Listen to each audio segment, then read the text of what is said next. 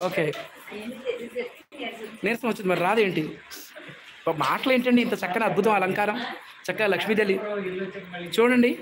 పిల్లలు ఒకసారి వినండి. ఎప్పుడైనా మీరు ఆలయంకి వెళ్తే గుర్తుపెట్టుకోండి. అమ్మవారిని చూసారనుకోండి, అమ్మవారిని చూసినప్పుడు అమ్మవారి పాదాలు ఎలా ఉన్నాయి? అమ్మవారి యొక్క కుచ్చుళ్ళు ఎలా ఉన్నాయి? అమ్మవారి మెడలో హారం ఎలా ఉంది?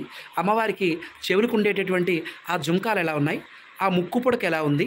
చక్కగా అమ్మవారి నేత్రాలు ఎలా ఉన్నాయి? అమ్మవారి కిరీటం ఎలా ఉంది? అమ్మవారి మెడలో మాల ఎలా ఉంది? అమ్మవారి మెడలో ఏ ఏ హారాలున్నాయి? చక్కగా అమ్మవారికి భుజకడియాలున్నాయా? అమ్మవారికి ఏంటి మనకి చెంపస్వరాలున్నాయా?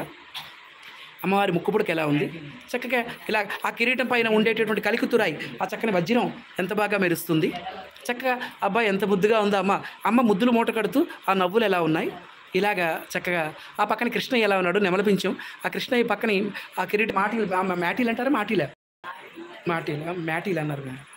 సరే.